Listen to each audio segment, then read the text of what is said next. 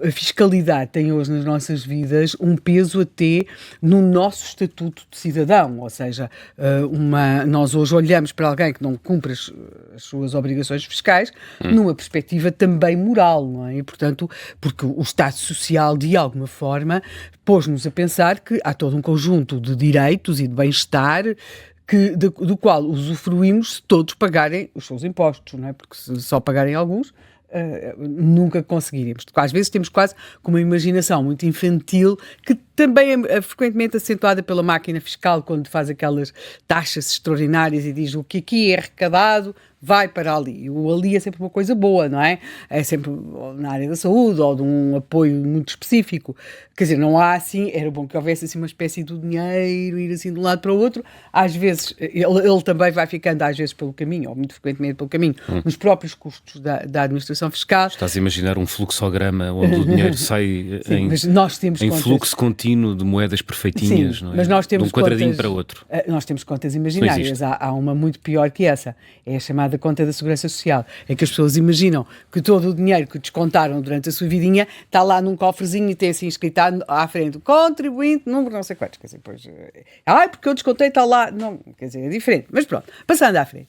Agora, nós habituámos-nos muito, quando olhamos para o passado, víamos sempre aquelas coisas, aquelas revoltas que eram muito determinadas, ou porque os camponeses, ou os artesãos, ou os mercadores, ou os burgueses tinham contestado determinadas cobranças de impostos, e exatamente um dos privilégios de alguns grupos era ficarem isentos de impostos.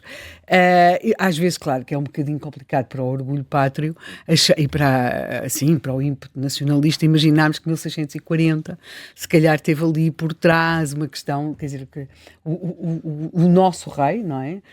Porque também era nosso rei, ter entre os seus conselheiros quem lhe começasse a chamar a atenção que aqui o reino de Portugal estava num estatuto fiscal privilegiado e que, portanto, havia que cobrar aqui impostos. Isto começa com uma revolta fantástica em Portugal, muito hoje quase esquecida, que é o Manuelinho quase com um clima de insurgência em Évora durante bastante tempo, e depois chegámos a 1640 e aos conjurados e essa parte mais romântica da questão, mas vamos ver, se nós tivermos, pouco tempo antes, tínhamos tido a revolta das maçarocas no Porto, que na verdade nunca aconteceu. Ou seja, nunca se teve no espírito, do rei e da corte, tributar as maçarocas do linho, mas que era uma coisa que as mulheres do povo usavam, não é? Para fazer o linho, mas correu esse boato e isso colocou o Porto numa situação muito complicada e mesmo com levantamentos populares. Vimos depois, por exemplo, a questão da Maria da Fonte, com os impostos sobre os cemitérios e as taxas. Não era apenas como a questão de enterrar ou não enterrar em Campo Santo, era também o pagar para enterrar. A questão fiscal está presente em muitos dos momentos da nossa história e agora, para não continuar aqui pelo passado, porque senão nunca mais daqui saía, e agora vemos, eu acho que não se consegue perceber algum tipo de votações na Europa neste momento, estou a pensar sobretudo votações que levam os votos em países como a França, a Alemanha, para questões muito extremas. Fala-se muito sempre das questões da imigração, mas sim, claro que sim. Mas não é apenas o único dossiê complicado nessa matéria, ou pelo menos a ter em conta, quando se pretende analisar essas orientações de voto. Por exemplo, eu acho que, sobretudo nas questões em França e também na Alemanha, a nova tributação para a chamada transição energética acabou a gerar muito mal-estar, seja porque há a tributação dos combustíveis usados para o aquecimento das casas, no caso inglês e alemão, temos a questão dos combustíveis em França, não é? E, portanto, eu acho que não se pode esquecer também essa parte, e que eu acho que é muito importante. Agora, nós estamos a falar do país que, segundo um estudo, estamos agora aqui a falar só de taxas, não é? Um estudo aqui com alguns anos dava em conta que em Portugal eram cobrados mais de 4.000 taxas e impostos. Eu acho que também há aqui um problema. Muitos já não são cobrados, porque taxa criada é taxa fixada. Ela fica muitas vezes, algumas delas não terão já sequer cobrança. E depois há coisas extraordinárias. Eu confesso que há dois tipos eu não percebo. Os médicos, em geral, são bons contadores de histórias, têm sempre histórias para contar dos pacientes, as intervenções, aquelas coisas todas. Às vezes, embora sejam menos loquazes, os juízes também, alguns advogados, eu não percebo porque é que as pessoas dos impostos também não contam histórias, porque há histórias fabulosas. Eu tenho um particular gosto por coisas extraordinárias, como, por exemplo, o problema dos toldos de Moimenta da Beira. Os toldos de Moimenta da Beira tinham um problema, é que os toldos de Moimenta da Beira pagam uma taxa municipal, como todos os toldos pagam em todos os municípios deste país, mas os toldos, havia lá um toldo em Moimenta da Beira que era visto de uma via administrada pelas Estradas de Portugal. As Estradas de Portugal... É obrigatório. E já temos aqui... Desculpa, antecipei-me. Não, nós temos em estudo quem nos poderá elucidar sobre se é obrigatório ou não é obrigatório. Porque meu caro João, o presidente da Câmara Municipal de Moimenta da Beira, quando confrontado com o problema do seu município, que tinha um toldo que pagava a sua taxa ao município, mas que as Estradas de Portugal também... Era um snack bar, não é? As Estradas de Portugal também queriam cobrar uma taxa até várias vezes superior àquela que era cobrada pelo município. Porque o toldo estava virado para uma estrada municipal. E era visto, porque quem vinha na dita estrada, administrada pelas Estradas de Portugal, e o Presidente da Câmara Municipal... O Presidente da Câmara Municipal de Moimenta da Beira, de seu nome José Agostinho Correia, teve, além de considerar isto inadmissível, teve uma frase, quer dizer, qualquer um de nós gostava de dizer à Administração Fiscal. Que é? Dentro do perímetro urbano não admito que venham meter o bico. Ponto final, parágrafo. Este é um caso. Pois há mistérios, por exemplo, porque é que estando nós, os governos, sucessivos governos, olha, aí estão todos de acordo, não há cá diferenças, não há problemas, não há nada. Temos de fazer transição para o digital e vai à transição para o digital e vamos para a transição para o digital. Porque é que há autarquias que cobram mais pela digitalização de uma página A4 do que pela sua impressão em fotocópia, já nem digo só a preto e branco, mas até a cores, mas cobram muito mais. E eles, quando fazem a digitalização da mesma página A4, ficam com ela em arquivo, fica lá para o futuro. E, portanto, mas cobram significativamente mais, não é? Depois, há um universo que eu recomendo vivamente, quando estiverem com insónias, talvez não, porque aí dá-vos uma espertina, mas pronto, com um problema na vida qualquer. Eu sei que o local é lúgubre, mas vale a pena. Por exemplo, que são as taxas municipais cobradas nos cemitérios. Faz toda a diferença. Colocar um crucifixo consoante o seu material. Escrever ou não o nome. Pôr uma jarra ou duas jarras. Porque tem uma taxa completa. Isto não é igual em todos os municípios, não é? Como é óbvio, não é? É absolutamente fabuloso. E há municípios que têm uma imaginação nesta matéria extraordinária. Portanto, eu só quero chamar a atenção que uma floreira não é uma jarra. Nem os mortos podem estar descansados. Não. Sim. Há muito que se diga nessa matéria. Ora, de qualquer forma, e agora abandonando aqui este circuito por aqui, só para explicar que nós estamos neste momento um país que está pendurado numa discussão sobre o IRS e o IRS todo, e depois é a questão não apenas dos escalões, mas já a sua seccionação em IRS jovem, ou seja, é como se cada imposto se tornasse uma espécie daquelas bonecas russas que comportam dentro de si mais bonecas e nós conseguimos ficar como nas latas do fermento em pó, olhar que tem aquela ilusão, não é? Porque nós vamos sempre vendo a outra lata mais pequena, que tem desenhada também uma lata, portanto é como se fosse isso que nós temos na administração fiscal. Para chegar aqui ao presente, e até porque os nossos convidados terão certamente muito para dizer e mais eficaz, há aqui duas questões. Uma que é o imposto ideal, não é?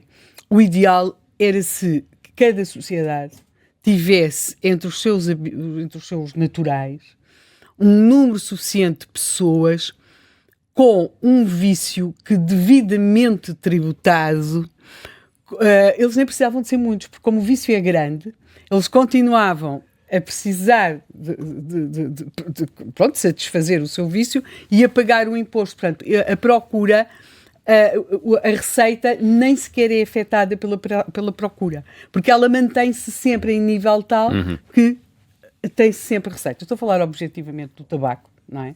O tabaco era o maior amigo da fiscalidade, porque por mais que se aumentasse a fiscalidade sobre o tabaco, o fumador continuava sempre a fumar, mesmo que reduzindo um pouco, como subia o preço, a receita fiscal mantinha-se. Estava ali uma renda fixa, não é?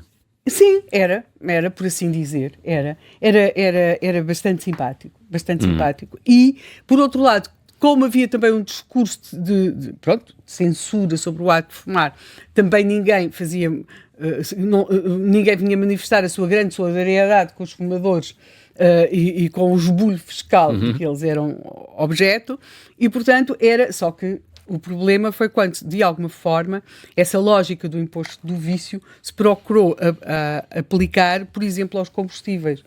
E nós, os combustíveis, infelizmente, não podemos deixar de usar, porque alguns, se deixarem de usar, ficam sem dinheiro para os combustíveis e para tudo mais, porque não podem trabalhar, não podem levar os filhos à escola, não podem fazer nada, não podem ir ao supermercado. Portanto, essa é uma das grandes questões do até onde e de que mais tributar, porque no meio disto tudo nós temos sempre aquela questão, quando nós éramos assim pequeninos e começávamos a viajar, aqui próximo, não é? E tínhamos sempre o problema para as explicações das janelas, não é? Porque havia uns países que tinham umas janelas tão pequeninas, havendo tão pouco sol daquelas casas, e quando uma pessoa pensava, sei lá, porque não queriam ser vistos, porque eram famílias que, sei lá, tinham uma mania qualquer, não uma questão religiosa, e nos davam aquela prosaica explicação, não, é que foi criado um imposto sobre as janelas, porque eram casas ricas, e então foi criado um imposto sobre as janelas, e então os ricos não queriam pagar impostos, como é natural dos ricos em todos os tempos, em todos os países, mesmo os calvinistas e essas coisas todas, que era o caso da Holanda, Inglaterra, e então houve quem deixasse de todo de fazer janelas, ou então, porque aquilo também teria a ver com a dimensão das janelas, foi fazendo as janelas cada vez mais pequeninas. Ou seja, criar um imposto que se imagina que vai dar uma receita fiscal significativa e depois não dá. Nós temos assistido a isso muitas vezes quando nos são apresentadas novas possibilidades de impostos, taxas, porque isto tem muitos nomes, não é? Temos impostos, temos as taxas, temos as contribuições. Em Portugal até temos uma coisa muito interessante, são as chamadas contribuições extraordinárias, que ficam depois, continuam sempre a chamar-se extraordinárias. São como aquelas mulheres que foram misses, mas já há muitos anos. E nós continuamos, só olhamos, pois, foi miss, nos anos, pronto, e ficamos ali com aquele olhar, pois, realmente deve ter sido Miss, agora é que já não é Miss. E a contribuição extraordinária é uma espécie de Miss Mundo 1960, tenha sido a senhora quem tenha sido. Porque, olha, a contribuição extraordinária... Mas menos bonita. Foi criada porque começamos a tentar fazer contas e ver qual é que era o Ministro das Finanças, o Governo, mas ela continua a chamar-se extraordinária. E, portanto, temos esse imaginário. E temos também outra coisa, que é muitas vezes, quando estes mecanismos de tributação fiscal são exercidos, acabamos a imaginar ou a conceber um arrecadamento de receita que geralmente é apresentado como muito elevado e muitas vezes isso não acontece. De qualquer forma, o programa de hoje é exatamente sobre isto, não é? Quer dizer, o fisco está em todas as nossas casas e não só o nosso comportamento como contribuintes é hoje também interpretado e lido como parte do nosso comportamento como cidadãos, não é? Não pagar impostos é hoje socialmente condenado, mas também o facto de haver quem não os pague porque efetivamente não tem rendimento ou património suficiente é também visto, como um sinal, de alguma forma, de exclusão, não é? Embora depois tenhamos fenómenos muito complicados, fenómenos da economia paralela, temos depois também outra coisa que é bastante complicada, na minha opinião, que é quando o facto de as pessoas não pagarem, por exemplo, IRS, e, portanto, terem acesso a todo um conjunto de apoios, é como se tornasse um pressuposto, ou seja, se a pessoa começasse, de facto, a ganhar mais, perdia imenso dinheiro, porque havia todo um conjunto de mecanismos de apoio que estão previstos, aos quais deixaria de ter acesso e, muito provavelmente, esse automatismo não faz muito sentido, porque a pessoa passaria a ganhar mais, mas não assim tanto mais. Portanto, a forma como o Estado se relaciona connosco, e hoje é muito interessante a substituição, e isto até foi objeto de alguma discussão, a forma como, de repente, nós neste momento damos muito mais vezes o nosso NIF do que o nosso número de cartão de cidadão. Em termos de relação com o Estado, e com a sociedade em geral, o NIF veio substituir o cartão de cidadão, o que quer dizer que o contribuinte tem uma relação muitas vezes mais intensa com o Estado do que propriamente o cidadão. O Paulo Ferreira, que está aqui em estúdio... Então, ia dizer que de 1 para 20 ou de 1 para 30, a relação entre o número, as vezes que nos pedem o número de cartão de cidadão e o NIF, claramente. Sim. Desde logo para entrar nos serviços do Estado na internet é tudo através do NIF, não é? Sim. Já não é através do cartão de cidadão. Paulo, vamos ter a oportunidade... Só uma coisa, se toda a máquina estatal funcionasse como a administração fiscal, Portugal seria um país muito, mas muito mais eficaz e muito melhor governado no sentido de governo, de administrado.